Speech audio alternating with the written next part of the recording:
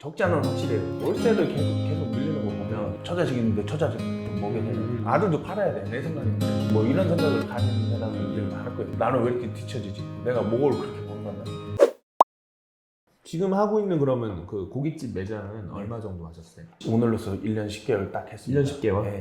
그거는 괜찮으신가요? 운영하시는 거요? 그러니까 그것도 건설 현장 일을 하다가 식당을 하게 된 거예요. 식당을 하게 됐는데 그것도 건설 현장 일을 하면 그래도 어느 정도 내 스펙에 비해서 많은 돈을 벌었었는데 그거 하나가 저는 좀 싫었어요. 밥을 먹는데 즐기면서 먹는 게 아니고 배고프지 않기 위해서 먹는 거. 그거 하나 싫었고 아시는 지인분이 네가 하면은 잘할 수 있을 것 같다 하고선 저한테 양도를 해주셨거든요. 운영하던 가게를? 네. 아들이 운영을 잘 못하니까 저보고 해라 해서 이제 그거를 시작을 했죠. 막상 이 식당을 해보니까 생각만큼 메뉴표에 보이는 그 가격표만큼 마진이 많이 남는 건 아니더라고요. 그래도 저한테 우선은 첫 번째로 그 희망을 주셨던 분이기 때문에 저는 되게 감사해하고 있고, 뭐 어디 책에선가 어디서 봤는데 성공하려면은 주변에 사람이 바뀐다고 하는데 제가 그 가게를 하면서 확실히 느낀 거는 주변에 사람들이 바뀌었어요. 만나는 사람들이? 예.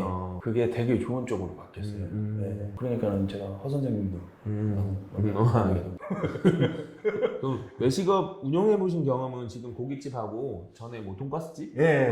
그때는 이제 뭐 아르바이트식으로 어머니가 이제 주로 하고 이렇게 했었던 건데 외삼촌이 포천 쪽에서 이제 돈가스 쪽 요식업 쪽에 되게 오래 계셨거든요. 지금 한 40년 가까이 있었던 것 같은데 그거 한번 해보라고 해서 이제 어머니랑 같이 천안에서 운영했던 거. 그때는 괜찮으셨네요. 일반 서민들 뭐 창업을 생각하시는 분들은 다 비슷하겠지만 돈이 있어서 창업하는 사람은 별로 없지 않습니까? 그 한정된 금액을 가지고 창업을 하려고 그러면 결국은 구석으로 들어가야 되고 맞아. 2층, 3층으로 올라가야 되고 빠지는 자리는 네. 나올 수밖에 없죠. 결국은 그냥 그렇게 뭐 그것도 한 1년 반, 2년 계약기가 끝내고서는 그냥 마무리 칠 수밖에 없는 그런 상황이었던 거죠. 자영업이라고 하는 게 막상 뛰어들어 보면 회사에서 월급 받을 때처럼 꼬박꼬박 돈이 꽂히는 게 아니고 뭐 인건비도 안 남을 수도 있고 아니 그래 뭐 박봉이라도 쉬기면 하잖아요. 자영업은 쉬는 날이 자영업을 없어요.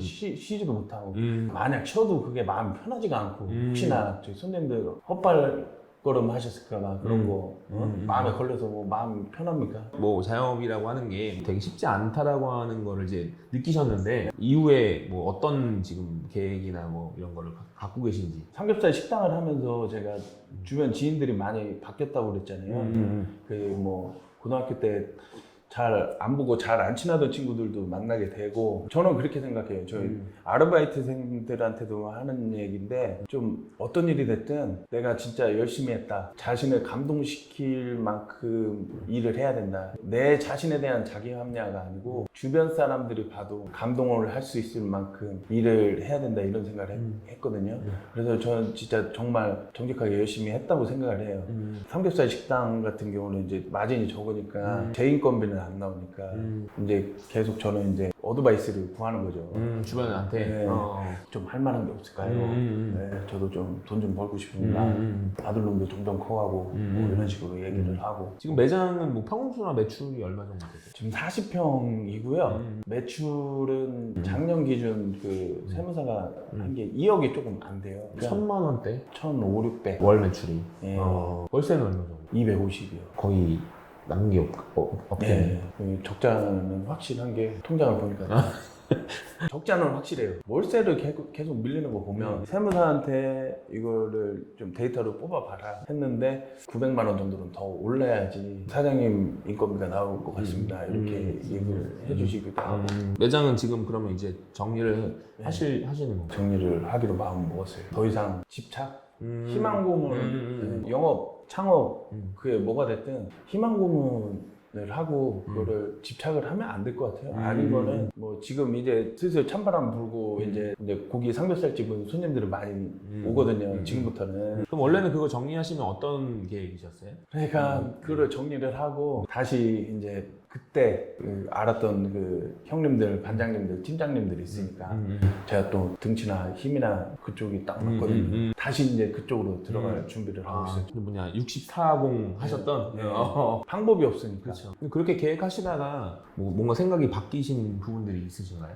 뭐. 그러니까 그것도 이제 허 선생님을 우연하게 만나게 돼서 그 이후로 저는 그래요. 저는 뭐 성공을 하고 뭐 성공에 대한 자문을 구하는데 자존심 같은 건 필요 없다고 생각하거든요. 그때는 저는 허 선생님을 사적인 자리에서 만났지만 저는 그때 처음 보자마자 다 얘기했을 거예요. 처자식 있는데 처자식도 먹여 살려야 돼. 아들도 팔아야 돼. 내 생각엔 그래. 처자식도 먹여 살려야 되고 근데 제가 지금 없습니다.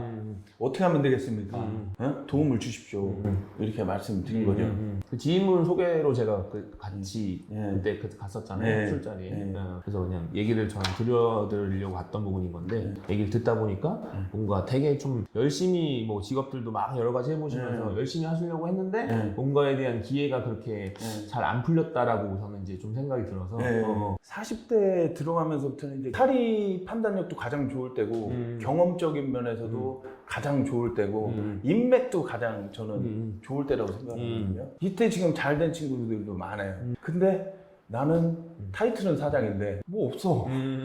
한 번 정도는 기회가 온다고 그러는데 왜 나한테는 기회가 안 오지? 그것 때문에 되게 많이 우울했어요, 솔직히. 술을 안 먹으면 잠 못 자고 뭐 이런 생각을 가진 사람들이 많을 거예요. 나는 왜 이렇게 뒤처지지? 내가 뭘 그렇게 못났나? 왜 인정을 해주지 않지? 뭐 이런 생각, 그런 게 있다가 허 대표님이 우리 사는데도 차로 픽업도 해주고. 네, 그때 바레다 되었잖아요. 네. 그때 또 아쉬운 소리도 했지. 우리 아들이 지금 8살인데 우리 지금 옛날 아파트 6층입니다. 거기 맨날 걸어 올라다니는데 저도 좀 엘리베이터 있는 아파트로 이사 가야 되지 않겠습니다. 이런 얘기를 다 했거든요. 그 다음날 전화가 왔는데 이제 제가 창업을 할 수 있는 돈은 되게 한정적이고 그렇게 해야 되는 상황인데 전화를 주신 거예요. 뭐 즉흥적으로 전화했다고 생각을 안 해요. 되게 많이 생각을 하고서 저한테 전화했다는 생각이 들어서 그래서 와서 만나 뵙고 어떻게 뭐 직원으로도 들어갈 수 있나 그런 생각을 하죠 했는데 그러면은 저랑 가게를 하나 차려봅시다 이렇게 얘기를 해주셔서 아, 고맙습니다. 네, 기회를 주셔서 고맙습니다. 내가 잘 해보겠습니다. 열심히 해보겠습니다. 이렇게 이 자리에 있는 거죠. 어떻게 보면 이제 가게를 이제 차리기 위한 준비를 이제 하시려고. 네네.